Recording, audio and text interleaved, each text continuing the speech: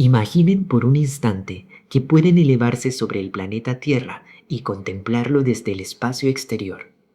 Al mirar hacia abajo, ven un mundo azul y blanco, suspendido en la negrura del cosmos. Es una canica frágil, hermosa, aparentemente pacífica. Pero si nos acercamos y aguzamos el oído, el año es 1969 y el planeta ruge. Abajo, en la superficie, la humanidad está viviendo uno de los capítulos más intensos, contradictorios y acelerados de su historia. Es un año donde el ser humano toca las estrellas con la punta de los dedos mientras se hunde en el barro de guerras fratricidas. Un año donde la juventud canta a la paz y al amor libre en campos cubiertos de lodo, mientras en las esquinas de las grandes metrópolis se gestan revoluciones violentas. Un año donde el futuro digital da sus primeros e imperceptibles pasos, mientras los imperios de la Guerra Fría se apuntan con miles de ojivas nucleares. 1969 no fue simplemente un año de transición. Fue el umbral de una nueva era, un vórtice temporal donde el siglo XX pareció acelerar su marcha para definir el mundo en el que vivimos hoy. Para entender este año prodigioso, debemos comenzar dirigiendo la mirada hacia el cielo, hacia ese satélite grisáceo que ha fascinado a poetas y navegantes desde el inicio de los tiempos. En julio de ese año, la atención de cientos de millones de personas se congeló ante las pantallas de televisión en blanco y negro.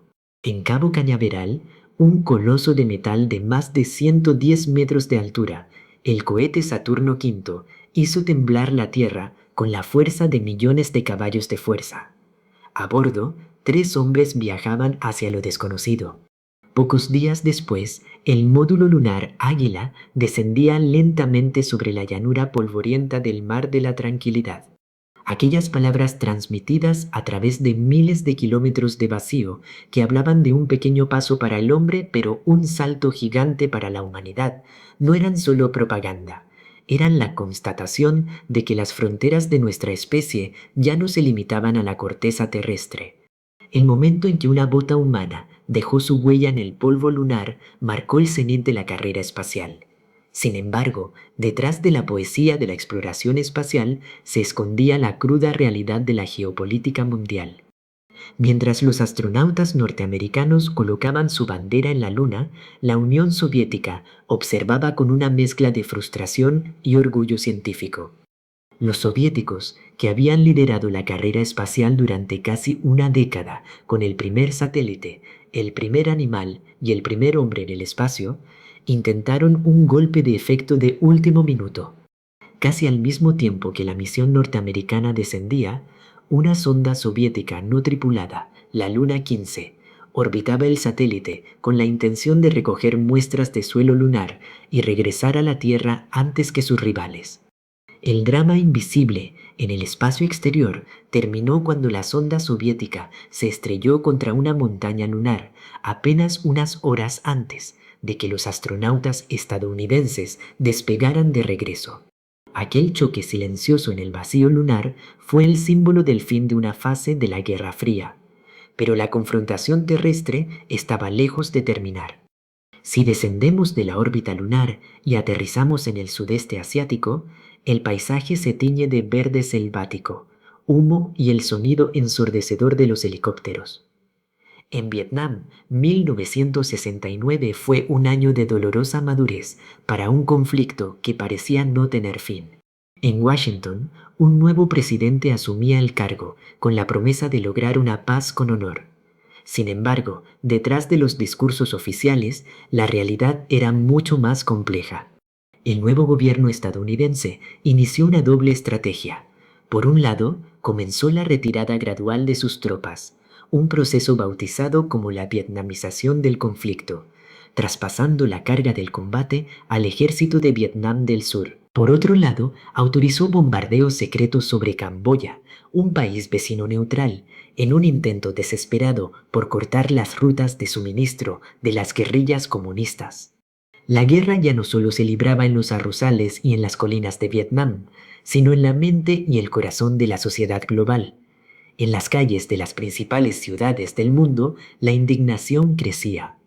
Las manifestaciones contra la guerra alcanzaron su punto álgido a finales de ese año, cuando cientos de miles de personas marcharon en Washington en la mayor protesta pacífica de la historia del país hasta ese momento. La revelación de masacres cometidas contra civiles indefensos por parte de soldados estadounidenses empezó a filtrarse a la prensa, destruyendo la autoridad moral con la que la superpotencia justificaba su intervención. El conflicto de Vietnam se convirtió en una herida abierta, un trauma colectivo que dividió a familias, polarizó la política y redefinió la relación de los ciudadanos con sus gobernantes. Mientras el bloque occidental se desangraba en el sudeste asiático, en el corazón de Asia se gestaba un conflicto que el mundo observaba con absoluto terror. La suposición de que el mundo comunista era un bloque monolítico y unido se hizo añicos a lo largo del río Ussuri, en la frontera congelada entre la Unión Soviética y la República Popular China. Las tensiones ideológicas y territoriales entre Moscú y Pekín, acumuladas durante años, estallaron en combates armados directos por el control de una pequeña isla fluvial. Durante semanas, soldados de ambas potencias nucleares se enfrentaron en batallas que dejaron cientos de muertos. Por primera vez en la historia de la Guerra Fría, la posibilidad de una guerra nuclear total entre dos naciones comunistas parecía real.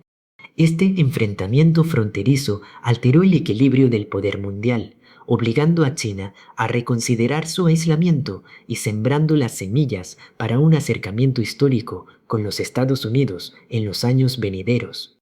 En Europa, el año transcurría bajo una atmósfera de recomposición política y tensiones sociales latentes.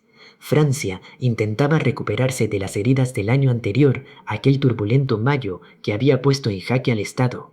El general de Gaulle, el héroe de la resistencia y el arquitecto de la Francia de la posguerra, decidió someter su futuro político a un referéndum sobre reformas regionales y del Senado. Al perder la votación, fiel a su estilo altivo y digno, el viejo general renunció a la presidencia y se retiró a su residencia de campo, marcando el fin de una época y dando paso a una nueva etapa de pragmatismo político en el país galo. Al otro lado del río Rin, en la República Federal de Alemania, soplaban vientos de cambio profundo. Las elecciones federales llevaron al poder a un líder socialdemócrata por primera vez en casi 4 décadas. El nuevo canciller inició una política exterior revolucionaria basada en el acercamiento y la distensión con los países del bloque del Este, incluyendo a la Alemania Oriental. Esta nueva postura, que buscaba normalizar las relaciones a través del diálogo y el comercio en lugar de la confrontación ideológica, comenzó a derretir lentamente el hielo de la Guerra Fría en el continente europeo, abriendo caminos de comunicación que décadas más tarde facilitarían la reunificación del continente. Sin embargo, no toda Europa buscaba la reconciliación. En el Reino Unido, un conflicto de raíces centenarias estallaba con una violencia renovada que marcaría las siguientes 3 décadas. En Irlanda del Norte, la discriminación sistemática contra la minoría católica en áreas como la vivienda, el empleo y los derechos de voto desató un movimiento por los derechos civiles inspirado en las luchas de los afroamericanos en los Estados Unidos. Pero las marchas pacíficas pronto chocaron con la violenta reacción de los sectores más radicales de la mayoría protestante y de las fuerzas policiales locales. En agosto, la tensión acumulada estalló en la batalla del Bauxite, en la ciudad de Derry, donde la población civil se enfrentó durante días a la policía con piedras y bombas de gasolina. Para evitar una guerra civil total, el gobierno británico tomó la decisión de desplegar al ejército en las calles del Ulster. Lo que inicialmente se pensó como una intervención temporal de mantenimiento de la paz se convirtió en el inicio de una larga y dolorosa campaña militar, resucitando al ejército republicano irlandés y sumiendo a la región en una espiral de atentados, represión y dolor. Si cruzamos el Océano Atlántico hacia el sur, encontraremos una América Latina sumida en la efervescencia y la represión. Los ecos de la Revolución cubana seguían resonando en toda la región, inspirando a movimientos guerrilleros urbanos y rurales, mientras las Fuerzas Armadas, a menudo respaldadas por la doctrina de seguridad nacional impulsada desde el norte, consolidaban su control sobre el poder político. En Brasil, el régimen militar endureció aún más su postura, cerrando el Congreso e iniciando una fase de represión sistemática contra cualquier forma de disidencia, al mismo tiempo que el país experimentaba un crecimiento económico acelerado que los militares utilizaban como propaganda de legitimidad. En Argentina, el descontento popular contra la dictadura militar del general Onganía estalló en mayo en la ciudad industrial de Córdoba. Lo que comenzó como una huelga obrera y estudiantil se transformó rápidamente en una insurrección popular conocida como el Cordobazo. Las calles se llenaron de barricadas, hogueras y enfrentamientos con las fuerzas de seguridad. Aunque la revuelta fue reprimida por el ejército, el acontecimiento hirió de muerte la autoridad del régimen militar, demostrando la fuerza de la alianza entre los trabajadores y la juventud estudiantil y acelerando el surgimiento de movimientos guerrilleros en el país. Mientras tanto, en Centroamérica, las tensiones sociales y demográficas tomaron un rumbo trágico e insólito. El Salvador y Honduras se enfrentaron en un conflicto armado que el mundo conoció de manera simplificada como la guerra del fútbol. Aunque el detonante mediático fueron los incidentes violentos durante los partidos de clasificación para la Copa del Mundo entre las selecciones de ambos países, las verdaderas causas eran mucho más profundas. Se trataba de disputas fronterizas no resueltas y, sobre todo, de la expulsión masiva de decenas de miles de campesinos salvadoreños que habían emigrado a Honduras en busca de tierras. La guerra duró apenas unos días, pero dejó miles de muertos, demostrando la fragilidad de la integración regional y la desesperación de las poblaciones rurales atrapadas en la pobreza y la falta de tierras. Lejos de los campos de batalla de Centroamérica, en el continente africano, otra tragedia humanitaria de proporciones colosales alcanzaba su punto más oscuro.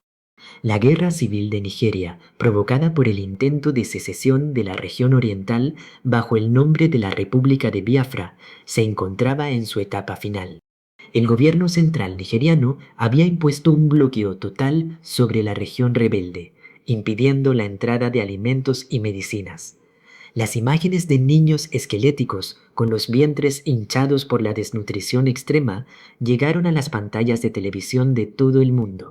Fue la primera vez que una hambruna masiva era transmitida casi en tiempo real a los hogares occidentales, provocando una ola de indignación global y dando nacimiento a un nuevo tipo de activismo humanitario internacional no gubernamental que buscaba llevar ayuda médica por encima de las fronteras soberanas de los estados. En el norte de África y el Medio Oriente, el mapa geopolítico también sufría transformaciones sísmicas. En Libia, un joven y desconocido oficial del ejército de apenas 27 años, llamado Muammar el-Gaddafi, lideró un golpe de estado incruento que derrocó al anciano rey Idris mientras éste se encontraba en el extranjero por motivos de salud. Gaddafi instauró un régimen nacionalista de corte socialista y panárabe, expulsando las bases militares extranjeras y nacionalizando las inmensas riquezas petroleras del país, un movimiento que alteró el equilibrio energético del Mediterráneo y marcó el inicio de una de las dictaduras más longevas y polémicas del siglo XX. Más al este, el conflicto árabe-israelí seguía ardiendo a fuego lento tras la Guerra de los 6 días de 2 años antes. El Canal de Suez se convirtió en el escenario de una guerra de desgaste silenciosa pero letal entre las fuerzas de Egipto e Israel, caracterizada por duelos de artillería constante, incursiones de comandos y combates aéreos. En Israel, tras la muerte del primer ministro, asumió el cargo una mujer de carácter indomable y larga trayectoria política, Golda Meir. Su ascenso a la jefatura de gobierno no solo fue un hito de género en la política mundial, sino que consolidó una postura inflexible frente a las demandas de los países árabes vecinos y el naciente nacionalismo palestino, que bajo el liderazgo de Yasir Arafat comenzaba a ganar reconocimiento internacional como un actor independiente en el tablero de Oriente Medio. Pero mientras los líderes políticos redibujaban las fronteras y los ejércitos marchaban, en los sótanos de la sociedad se gestaba una revolución cultural que cambiaría para siempre la música, el arte y las costumbres cotidianas. El año 1969 fue el momento en que la contracultura juvenil alcanzó su máxima expresión de optimismo y, casi de inmediato, comenzó a vislumbrar sus propios límites y contradicciones.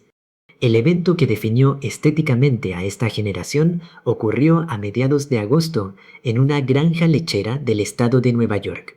Lo que inicialmente se planeó como un festival de música con fines comerciales se desbordó por completo cuando cerca de 500.000 de jóvenes llegaron de todos los rincones del país, colapsando las carreteras y desbordando todas las previsiones logísticas de comida, agua y servicios sanitarios. Durante 3 días de lluvia constante, barro y música, el Festival de Woodstock se convirtió en una ciudad efímera basada en la cooperación mutua, la música rock, el consumo libre de sustancias y una utopía compartida de paz y amor en medio de un mundo hostil. Aquel lodo compartido pareció, por un momento, la prueba de que una nueva sociedad era posible, libre de las rigideces y las violencias del sistema establecido. Sin embargo, ese mismo verano norteamericano mostraría el reverso oscuro y sangriento de la utopía psicodélica. Apenas unos días antes de que comenzara el Festival de Woodstock, la ciudad de Los Ángeles se vio sacudida por una serie de asesinatos de una brutalidad inusitada en las colinas de Hollywood.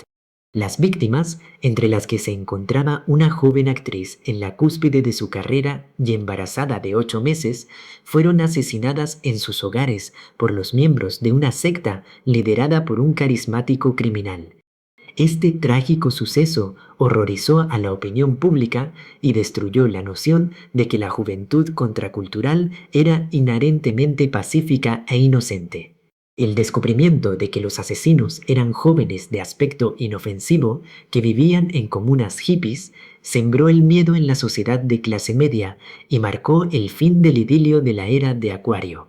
La confirmación de que los tiempos estaban cambiando también llegó al mundo de la música popular a través de la desintegración de sus mayores iconos. En Londres, en una fría mañana de enero, los 4 integrantes de la banda de rock más famosa del planeta, los Beatles, subieron a la azotea de los estudios de su corporación en el centro de la ciudad para ofrecer lo que sería, sin que el público lo supiera con certeza, su última actuación en directo.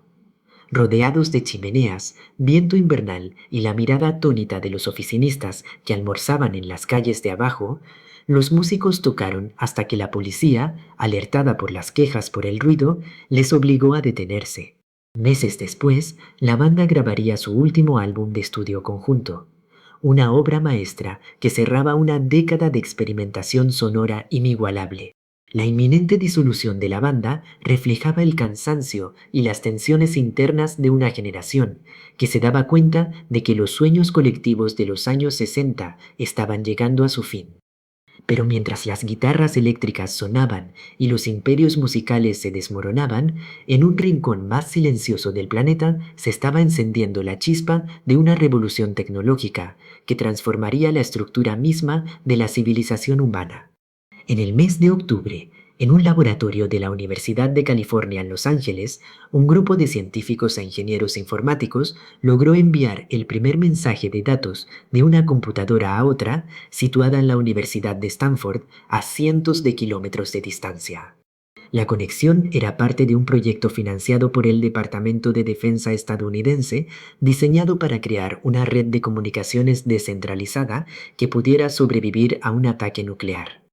Aunque el sistema se colapsó tras escribir las 2 primeras letras de la palabra de inicio de sesión, aquel balbuceo digital fue el nacimiento de ARPANET, el ancestro directo de lo que hoy conocemos como la red Internet.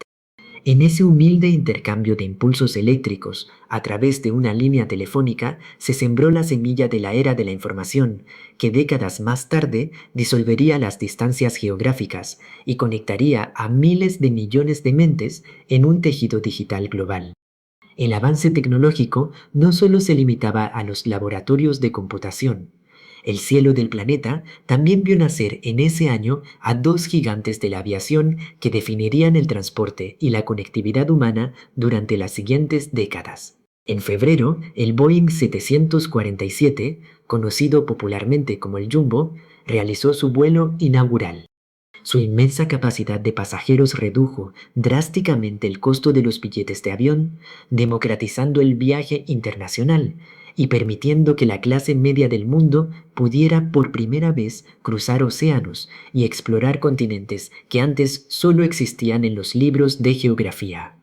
Casi al mismo tiempo, en Europa, un consorcio franco-británico realizaba el vuelo de prueba del Concorde, un avión supersónico de silueta estilizada que parecía sacado de una novela de ciencia ficción. Capaz de cruzar el Atlántico a una velocidad que duplicaba la del sonido, el Concorde prometía un futuro donde el tiempo y la distancia se reducirían a la mitad. Aunque los costos económicos y ecológicos limitarían el éxito comercial de la aviación supersónica, ambos aviones demostraron que el ingenio humano estaba decidido a encoger el planeta y acelerar el ritmo de la vida cotidiana. Incluso el entretenimiento infantil experimentaba un cambio revolucionario que transformaría la educación de las siguientes generaciones. En las pantallas de televisión norteamericanas se estrenaba un programa infantil innovador que combinaba marionetas carismáticas, actores de diversos orígenes raciales y un diseño pedagógico riguroso. El programa demostró que la televisión no solo era un medio de entretenimiento pasivo o comercial, sino una herramienta poderosa para el aprendizaje temprano y la integración social de los niños de comunidades desfavorecidas. Su formato se exportaría rápidamente a todo el mundo, adaptándose a diferentes culturas y educando a millones de niños bajo valores de tolerancia, curiosidad científica y respeto mutuo. En las pantallas grandes del cine, la narrativa también experimentaba una madurez audaz. Películas que exploraban la desilusión del sueño americano, la alienación de la juventud y la violencia inherente a la historia de las naciones ganaban el favor del público y de la crítica, desplazando a las viejas producciones teatrales y musicales de la época dorada de los estudios de cine.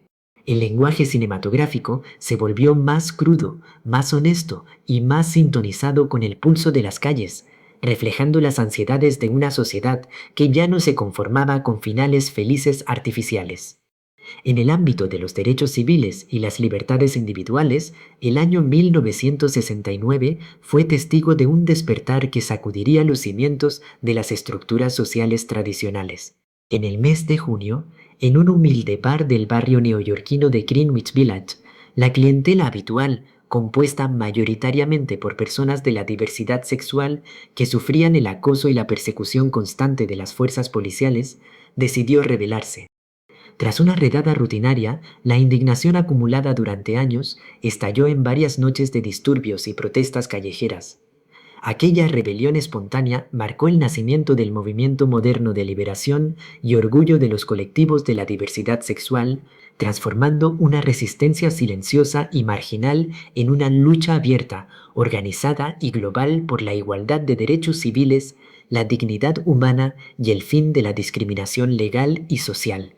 Al mismo tiempo, la marea del feminismo de la segunda ola seguía ganando fuerza en todo el mundo industrializado. Las mujeres ya no solo reclamaban el derecho al voto, una batalla ganada en gran parte del mundo en las décadas anteriores, sino la igualdad salarial, el acceso sin restricciones a la educación superior y a puestos de liderazgo político y empresarial, y el control sobre sus propios cuerpos y decisiones reproductivas. Las discusiones sobre la píldora anticonceptiva que se había popularizado a lo largo de la década cambiaron de manera irreversible la dinámica familiar, las relaciones de pareja y la participación de la mujer en la fuerza laboral, sentando las bases de una revolución social silenciosa pero de largo alcance.